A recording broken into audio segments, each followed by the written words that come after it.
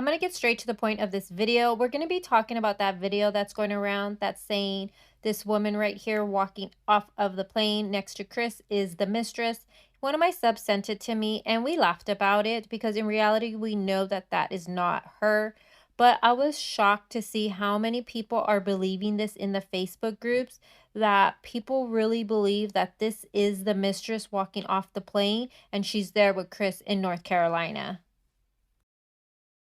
So a lot of you were saying in the Facebook groups, can't they just pull the flight record or get the seating record and see who was on that flight? And there's no need to do that because her phone bill was in the Discovery and it's no longer there. They have replaced it with the newer one. But before, it was July 14th, 2018 to August 13th was her Verizon bill, and it was originally in the Discovery. And we can see her phone pings when she makes her phone calls. And I'm going to go through some of them, and it clearly shows that she was not in North Carolina.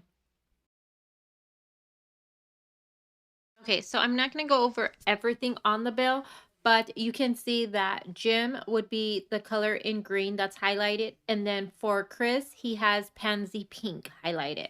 So Chris Watts leaves to North Carolina, we know, on July 31st.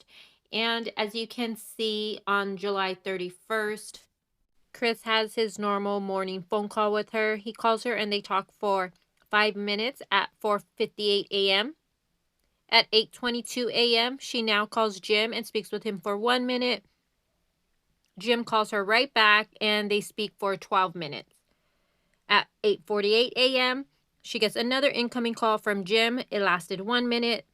At 8:53 a.m., she gets another incoming call for Jim and it lasts 4 minutes. Then at 9:02 a.m., she calls Jim and they speak for 8 minutes. Now, when Chris first called her at 4:58 a.m., she pinged in Thornton, Colorado.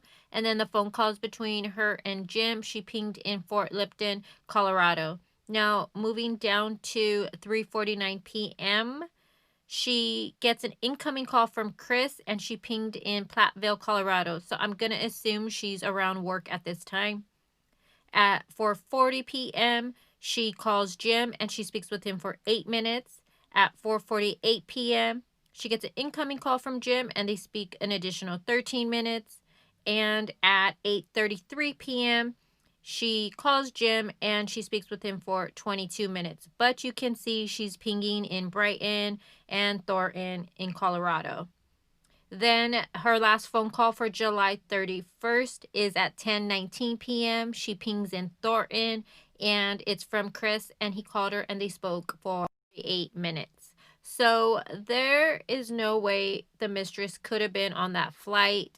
The woman we see walking is just that, just a passenger, has nothing to do with this case or knows Chris Watts. It was not the mistress. Clearly, you can see from her phone bill, she was pinging in Colorado and she is all up talking to her BF Jim.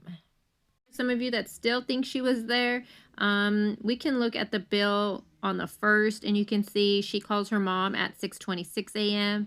She speaks with her for 3 minutes. 6:31 a.m. she's pinging in Broomfield, Colorado, and she speaks with her mom for 22 minutes. Moving on to 7:02 a.m. she talks to Jim while she leaves a voicemail for Jim, and she's pretty much going back and forth with Jim all the way to 10:03 a.m. and the whole time she's pinging in Fort Lipton and then Platteville, Colorado. So as you can just look at this page right here, you can see she is pinging all the way in Colorado, not North Carolina. So even though I do believe the mistress is involved in this in a lot more than what we know, but she was not on the plane, you guys. That is not her. So hopefully you guys share this video to get it out there, let people know that it wasn't her on that flight. She was in Colorado speaking to her best friend all day and night, Mr. Jim. So with that being said, I'm going to go ahead and wrap this video up. I hope you enjoyed it. And as always, I hope you take the time to like this video. And I will talk to you guys all soon. Bye.